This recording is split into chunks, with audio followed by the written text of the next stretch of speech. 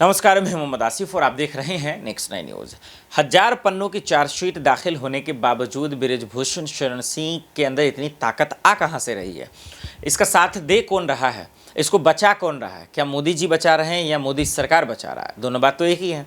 अनुराग ठाकुर बचा रहे हैं या राजनाथ सिंह बचा रहे हैं? दोनों बात तो एक ही है।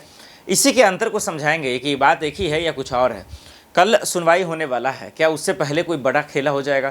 क्या सबूत मिटा दिए जाएंगे? ये तमाम सवालों को समझने का वक्त आ गया है और इसी को लेकर जो सियासत मची है उस पर कांग्रेस क्या कुछ करी, जरा देख लीजिए। आपसे मैं पूछती हूं, एक अवयस्क लड़की एक तरफ और पूरा तंत्र एक तरफ,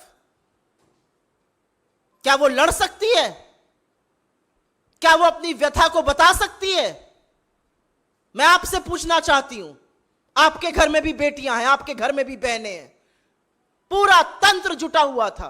आज चार्जशीट फाइल होती है, लेकिन खेल कूद के मंत्री ने तो पहले ही भविष्यवाणी कर दी थी कि 15 तारीख तक चार्जशीट फाइल हो जाएगी। क्यों? उनको कैसे पता था? यह चार्जशीट दिल्ली पुलिस ने लिखी है या इस चार्जशीट को लिखने का काम भाजपा के कार्यालय में किया गया है? और कौन है दूसरी तरफ?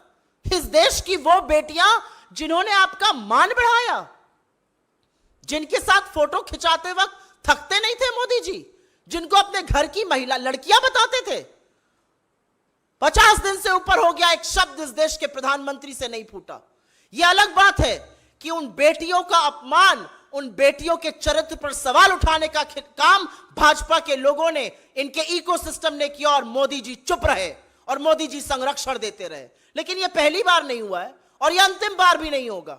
भारतीय जनता पार्टी हर बार संरक्षण आरोपी को, बलात्कारी को, जो यौन शोषण करता है उसी को देती है।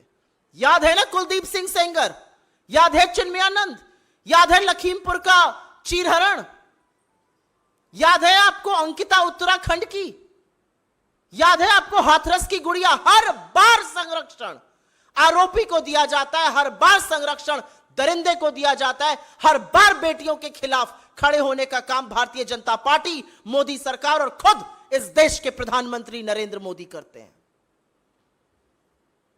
यह एक स्क्रिप्ट है, यह चिर परिचित अंदाज में हर बार संरक्षण आरोपी का होगा, बचाया आरोपी को जाएगा, झोंका भट्टी में देश की बेटियों को जाएगा। हम आशा करते हैं और हमें विश्वास है कि इस देश की न्यायपालिका, इस देश के कोर्ट इसका संज्ञान लेंगे। कैसे 164 का मजिस्ट्रेट के सामने हुआ बयान बदला गया? वो बदला उस दौर में गया जब आरोपी उन्मुक्त रूप से बाहर घूम रहा था। उसने क्या प्रभाव किसी पर डाला हमें नहीं पता है, लेकिन ये वही दिल्ली पुलिस है जिसने बिना वक्त गवाए, जिसने बिना वक्त जाया किए क्लीन चिट दे दी इस पूरे मामले में। तो फैसला अब इस देश को करना है, फैसला न्यायपालिका को करना है और हम आशा करते हैं, हमें विश्वास है कि कानून में, इस देश के न्यायालयों में अभी न्याय जिंदा है और इन बेटियों को और खासतौर से उस अवयस्क बेटी को जरूर न्याय मिलेगा।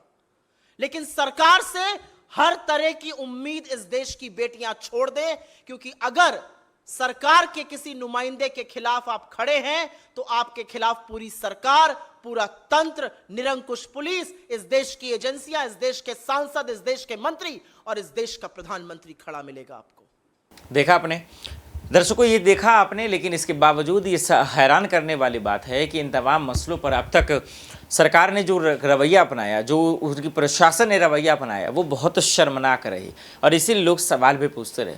आपने देखा कि किस तरीके से वो महिला का अपमान करते रहे, किस तरीके से शायराना अंदाज में जो है जनशक्ति प्रदर्शन भी करते रहे। इसी से पता चलता है कि ना उनके अंदर कोई खौफ है ना कोई जुनून है। जरा आपको बताते हैं कि महिलाओं का कैसे अपमान कर रहे थे बृजभूषण शरण सिंह, जरा वो देख लीजिए। अस्क अस्क, गम गम, अस्क गम, कभी जहर पिया जाता है। अस्क गम, कभी जहर पिया जाता है और तब जाके जमाने में जिया जाता है। कभी अस्क अस्क, कभी गम, कभी जहर पिया जाता है, जब कभी जाके जमाने में दिया जाता है। ये मिला मुझको मोहब्बत का सिला, ये मिला मुझको मोहब्बत का सिला बेवफा कह के मेरा नाम लिया जाता है।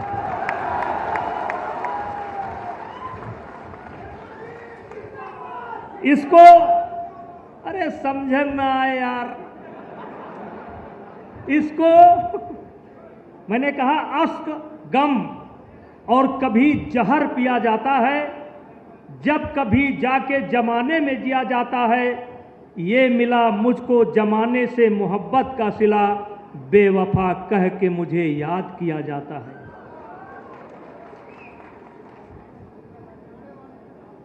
इसको रुसवाई कहें या शोहरत अपनी, इसको रुसवाई कहें कि शोहरत अपनी, दबे ओठों से मेरा नाम लिया जाता है। भाइयों,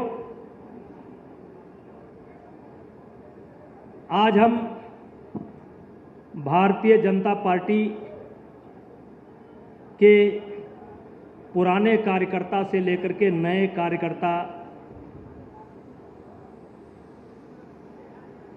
91 से लेकर के 89 से लेकर के आज तक के कार्यकर्ता यहां पर मौजूद हैं। भाइयों, कभी कभी हम अपने आप से सवाल करने लगते हैं, और जब सरसरी नजर पर सवाल करते हैं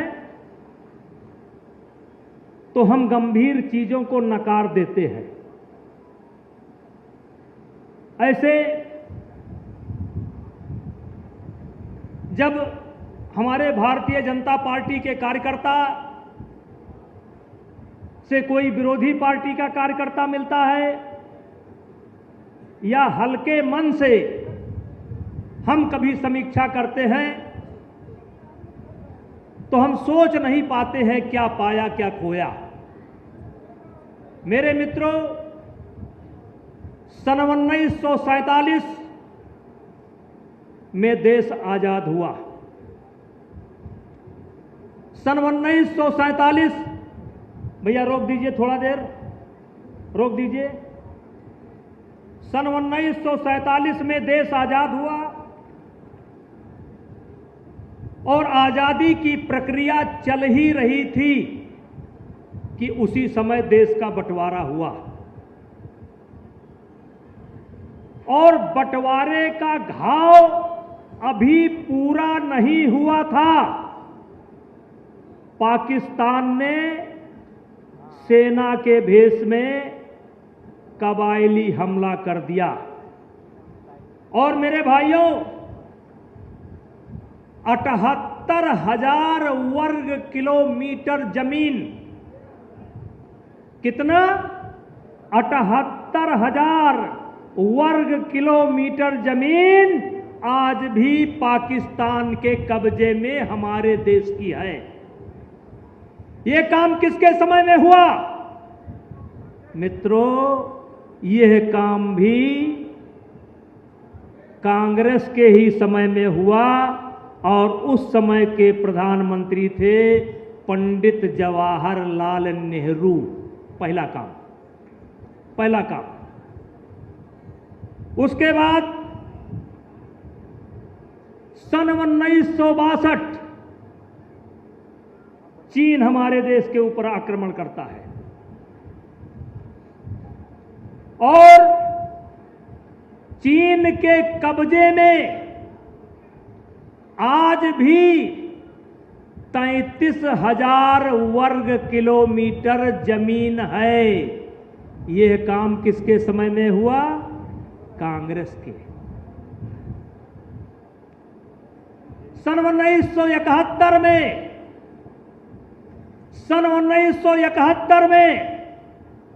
हिंदुस्तान के इतिहास में एक अभूतपूर्व घटना घटी कि पाकिस्तान के 92,000 सैनिकों को हमारी देश की सेना ने बंदी बनाया था। कितना? 92,000। लेकिन मेरे मित्रों, उस समय एक अवसर था, उस समय एक अवसर था हमारे पास। अगर सशक्त भारत होता, मजबूत भारत होता, दृढ़ इच्छा शक्ति वाला भारत होता, मोदी वाला भारत होता, तो 92,000 सैनिक जाने के पहले पाकिस्तान के द्वारा जो हमारी जमीन कब्जा करके रख ली गई है, उन सारी समस्याओं का निदान हो सकता था यदि कांग्रेस के प्रधानमंत्री की जगह नरेंद्र मोदी प्रधानमंत्री होते, भारतीय जनता पार्टी का प्रधानमंत्री होता, तो 92,000 सैनिक यूं ही न चले जाते। दोनों तस्वीर आपने देखा। उसके बाद तो यही सवाल है कि क्या बृजभूषण शरण सिंह के जो तेवर हैं, जो खौफ हैं, जिस तरीके से वो दादागिरी दिखा रहे हैं, जिस तरीके से पहलवानों को धमकी दे रहे हैं, नाबालिग के पिता को धमकी की जो खबरें आई, क्या ये माना जाए कि बृजभूषण शरण सिंह कभी गिरफ्तार हो ही नहीं सकते हैं? क्या बृजभूषण शरण सिंह पूरी तरीके से बच गए हैं? ये तमाम अहम सवाल जो सब जान रहा है। हालांकि दिल्ली पुलिस कभी पूछताछ, कभी कुछ तो करते दिखा रही थी। चार्जशीट के अंदर क्या है ये तो कल पता चलेगा। पल पल की अपडेट हम आप तक जरूर पहुँचाएंगे। देश दुनिया की बड़ी खबरों के लिए देखते रहे नेक्स्ट 9 न्यूज़। नमस्कार।